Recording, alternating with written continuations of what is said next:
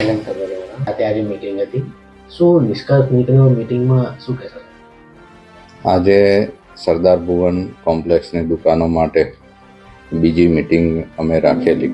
એમાં પ્રથમ મીટિંગમાં અમે જે કંઈ કહેલું કે આપની ડિટેલ માહિતી અને વિકલ્પો જે આપવાના નક્કી થયેલું, તો એ સંદર્ભે તેમનું શું કહેવું છે એના માટે ચર્ચા વિચારણા માટે અમે બોલાવ્યા હતા. એમણે એવું કહ્યું કે એમણે વિકલ્પો સબમિટ કરાવેલા છે, તો હવે અમે વિકલ્પો વિશે વિચારણા કરીશું. અને હાલમાં વહીવટદાર શ્રી ઇલેક્શન પ્રક્રિયામાં વ્યસ્ત છે, તેમજ BPMC એક્ટ એટલે કે મ્યુનિસિપલ પ્રોવિન્શિયલ એક્ટ હેઠળ શું એમની માગણી સ્વીકારી શકાય કે ન સ્વીકારી શકાય એને અમે જજ કરીને કાયદાકીય અભિપ્રાય લઈને જરૂર જણાય અમે આગળનો નિર્ણય કરશું. સાહેબ, કોર્ટમાં કઈ આ મેટર ગયેલી છે, કોર્ટમાં ક્યારે આગામી મુદત છે અને કોર્ટમાં શું રિપોર્ટ સબમિટ થઈ છે તેની વિગત આપો. આગામી 19 તારીખે મુદત છે. એમાં અમે આજે હાલ ચર્ચા વિચારણા વેપારીશ્રીઓ સાથે કરી છે, એ હકીકતલક્ષી રિપોર્ટ કરશું. વેપારીઓ પાસે કેટલો સમય આવે? નામદાર હાઈકોર્ટનો જે કોઈ હુકમ આવે એ મુજબ અમારે અમલ કરવાનો થશે. ઓકે. શું નામ નીકળે તમારું? મારું નામ નીરવ શૈલેષભાઈ ગાંધી છે.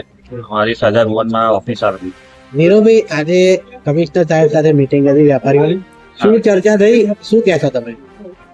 શરૂઆતમાં અમને 15/2 નોટિસ એક આપવામાં આવી. એ નોટિસમાં એવો ઉલ્લેખ કર્યો હતો કે 10મી તારીખની નોટિસમાં અમારી જોડે એક બેઝિક ઇન્ફોર્મેશનનું ફોર્મ આપવામાં આવ્યું અને જોડે જોડે વિકલ્પોની એક માહિતી માંગવામાં આવી હતી, જેના અનુસંધાનમાં અમારી જોડે 3 દિવસનો ટાઈમ આપવામાં આવ્યો હતો કે તમે 3 દિવસની અંદર વિકલ્પની રજૂઆત કરો. જેના અનુસંધાનમાં અમે 12મી તારીખે એમને એક લેટર ઇન્વોલ્વ કરાવ્યો હતો કે અમે મીટિંગ માટે રેડી છે, અમે વિકલ્પો સાથે રેડી છે, તમે અમને એક ટાઈમ આપજો, અમે ગમે ત્યારે બી આવવા રેડી છે. 13મી તારીખે અમે અમારું સજેશન, એક કોમન સજેશન લેટર હતો જેની અંદર દરેક વેપારીઓએ સિગ્નેચર કરી છે, ને એ અમે 13મી તારીખે એક લેટર ઇન્વોલ્વ કરાવ્યો હતો અને એક સજેશન, અમારું પોતાનું સજેશન આપ્યા હતા. એ પછી 15મી તારીખની નોટિસમાં એ લોકોએ એવો ઉલ્લેખ કર્યો કે અમને આજ સુધી કોઈ સજેશન મળવામાં નથી આવ્યું, ના અમારી જોડે કોઈ વિકલ્પોની રજૂઆત થઈ. તેથી આજની મિટિંગમાં અમે એવી રજૂઆત કરી કે અમે ઓલરેડી એકવાર તમને મિટિંગ માટે બી ઇન્વાઇટ કરેલા છે, સાથે સાથે એમાં અમારા પોતાના સજેશન બી તમને પહોંચાડેલા છે. એ છતાં આજે ખોટો મેસેજ એક પાસ ઓન થાય છે, તેના દ્વારા નડિયાદ નગરજનોને અલગ એક માહિતી મળે છે જેની પર વિચાર વિમર્શ કરવા જોઈએ. તમે શું સજેશન આપેલું? અમે એક એવા સજેશન આપ્યા હતા કે અમે નડિયાદમાં છેલ્લા 60 વર્ષથી સરદાર પટેલની જન્મભૂમિ છે ને એની પર અમે અમારો એક જે નડિયાદનું સૌ પ્રથમ કોમર્શિયલ બિલ્ડિંગ છે, જેમાં જે નડિયાદ નગરપાલિકા દ્વારા રજૂ થયેલું, જેમાં અમે પોતે કન્સ્ટ્રક્શનના રૂપિયા આપી અને એક હેલ્ધી એમાઉન્ટ આપીને એમાં અમે એક ડેવલપમેન્ટમાં સાથ સહકાર આપ્યો હતો. તો અમારો એક એવો આશય હતો કે છેલ્લા 60 વર્ષ અમે આ જગ્યાએ બિઝનેસ કરીએ છીએ, તો તમે આ બિલ્ડિંગને એક કર્મસ્થાન અમારું સમજી એની પર યોગ્ય રજૂઆતને સ્વીકારો.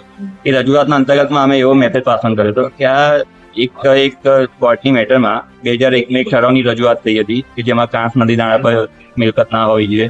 બીજી એક સ્ટ્રક્ચર રિપોર્ટની રજૂઆત થઈ હતી. સાથે સાથે એક ડેપ્યુટી કમિશનરની એક એફિડેવિટ હતી કે આ કાંસની પરિસ્થિતિ બરાબર નથી, જેના અનુસંધાનમાં અમે એ લોકોને એવું સજેશન આપ્યું હતું કે તમે આ જે કાંસ છે એને તમે એક પરમેનન્ટલી ડાયવર્ટ કરો. એના આ જ રજૂઆત પાછલા 10 વર્ષ પહેલા 2013ની અંદર કરવામાં આવેલી હતી.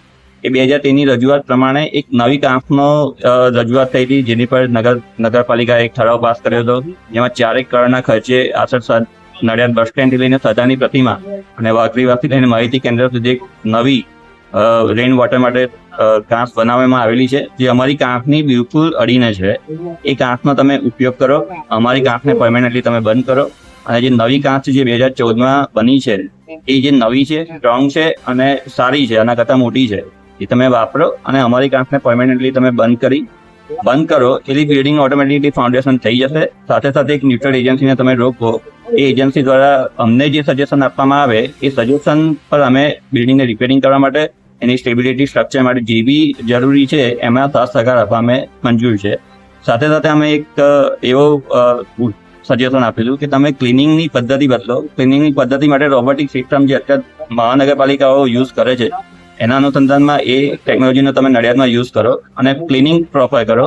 રિપેરિંગમાં એક એજન્સી લોકો જે રિપેરિંગ કામ કે સ્ટ્રક્ચર રિપોર્ટ અંતર્ગત જે બી અમને સજેશન આપે, BVM જે સ્ટ્રક્ચર રિપોર્ટ આપે છે એ પોતાના સજેશન આપે, તો એના અનુસંધાનમાં અમે રિપેરિંગ કામ કરવા બી રેડી છે. સાથે સાથે એક ગવર્મેન્ટ હાઈકોર્ટમાં એક નિર્દેશન આપવામાં આવ્યું હતું કે અમે એક એવી જગ્યાએ લોકેશન પર છે જેમાં નડિયાદ નગરજનોની દરેકની રોજિંદી રૂટીન નીડ અહીંયાથી સંતોષાય છે. તો એને લઈને હાઈકોર્ટે એક નિર્દેશન આપ્યું હતું કે તમે આ દુકાનદારોને near by ground floor, plus floor અને ફ્રન્ટ ફેસિંગમાં તમે એમને દુકાન આપો, જેનાથી એમની બિઝનેસમાં ઇફેક્ટ ના થાય ને એમનો બિઝનેસ જે કન્ડિશનમાં ચાલે છે એ કન્ડિશનમાં ચાલે. એટલે અમે એવી રજૂઆત કરી કે આની બિલ્ડિંગની પાછળ જે નવું ડેવલપમેન્ટ થાય છે એમાં અમને સેમ પોઝિશન જે અત્યારે છે એ પોઝિશનમાં એ ડેવલપમેન્ટમાં અમને સમાવી લો. સાથે સાથે એવી બી રજૂઆત કરી કે નડિયાદ મહાનગરપાલિકાની પોતાની લિમિટ છે ડેવલપમેન્ટ, મહાનગરપાલિકા થતાં એ ડેવલપમેન્ટ વધશે. તો આજથી ભવિષ્યમાં જે બી કોઈ કોમર્શિયલ પ્રોજેક્ટ મહાનગરપાલિકા દ્વારા બનાવવામાં આવે કે વિચારવામાં આવે એમાં અમને ઓલ્ટરનેટિવની અમને એક જાણ કરવામાં આવે, જેના અનુસંધાનમાં અમે પોતે કંઈક વિચાર વિમર્શ કરી શકીએ. આ રીતની અમે 4 રજૂઆત આપી હતી અને એની પર કમિશનર સાથે એક પોઝિટિવ રિસ્પોન્સ આપ્યો હતો કે અમે અમારા વહીવટદાર કાયદાની કલમો સાથે આના અંતર્ગત તમારા વિચાર વિમર્શ પર અમે એક ચર્ચા કરીશું અને હાઈકોર્ટમાં અમે 19મી તારીખ જે એક મુદતની તારીખ છે એમાં અમે નવી એક મુદતની આશા રાખીએ છીએ કે નવી મુદત મળે અને ત્યાં સુધીમાં અમે આ વિચારો પર એક કંઈક કામ કરીએ.